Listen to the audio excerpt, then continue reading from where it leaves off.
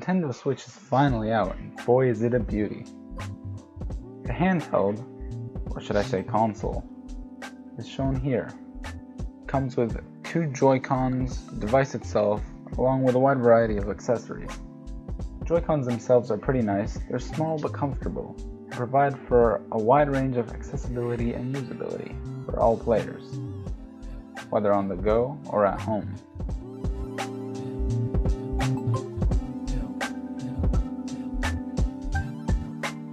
The home menu is shown here. Very minimalistic, with not a lot on it. It's got the games and a couple of menu options, and that's about it. You see icons on the top, some important information, and if you hold the home button, you get an extra screen with more settings. The device itself is very nice looking, though it is pretty small. It's very thin and light, and also supports a 720p touchscreen.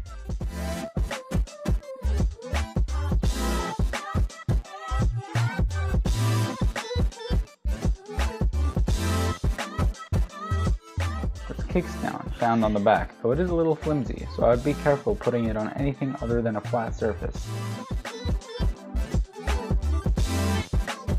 Here are the sides, and the main unit itself.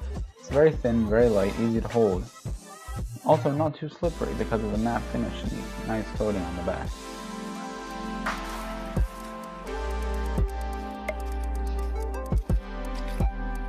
Here is it compared to a Nexus 7. The device is a bit smaller than the 7-inch tablet, which is shown. Here's a more direct comparison. As you can see, it's pretty thin for a console or handheld at this day and age. And also very small, easy to carry around in a case or even by hand. The device has 2 Joy-Cons, which, although can be connected wirelessly, can also be snapped in when playing in handheld to form one main unit.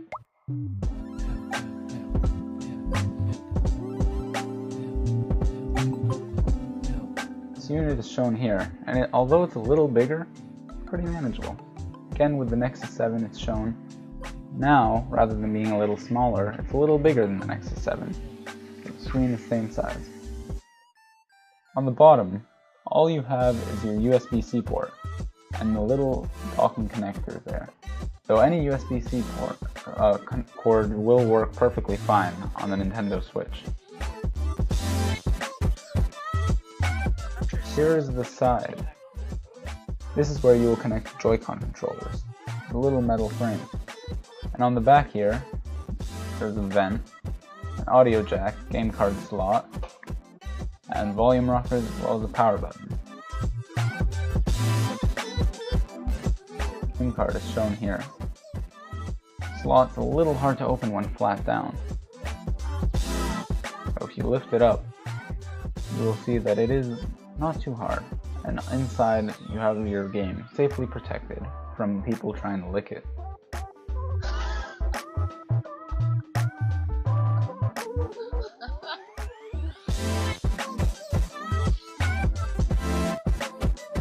Down here you will also see the microSD card slot hidden behind the kickstand.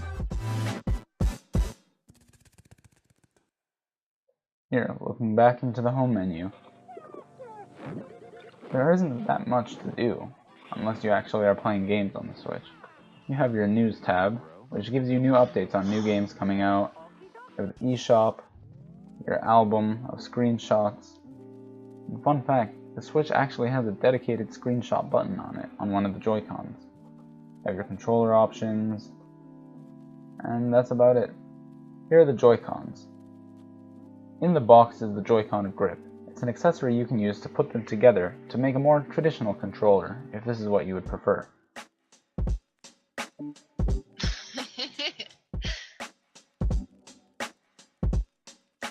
When snapped in, you have your nice traditional controller, and although it is a bit weird compared to other controllers, you do get used to it very easily.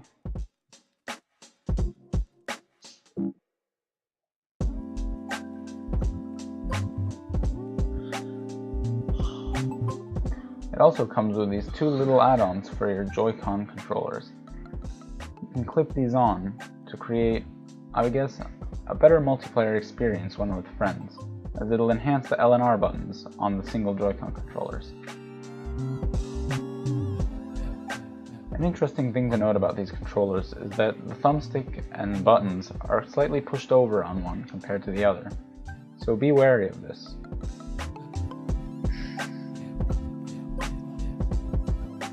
The dock is shown here. This is one of the main features of the Nintendo Switch. When you put in the console, slide it in, get your Joy-Cons ready to play in your hand, and by the time it's in, you can look up and the game will be on your TV.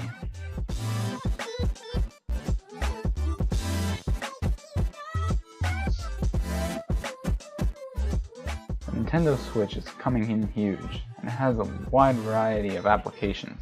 You can use it on the go, with other people, though one big point about it is that there aren't very many games to support it right now.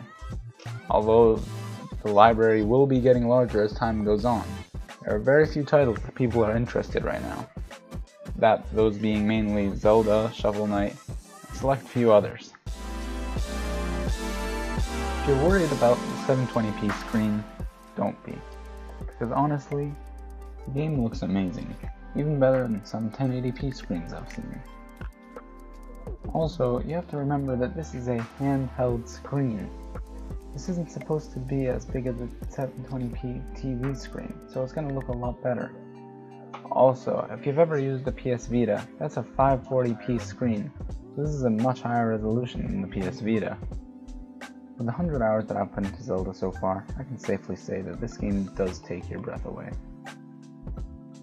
The Nintendo Switch is one of Nintendo's strongest consoles of all time, with an amazing and intuitive idea and strong hardware to back it up.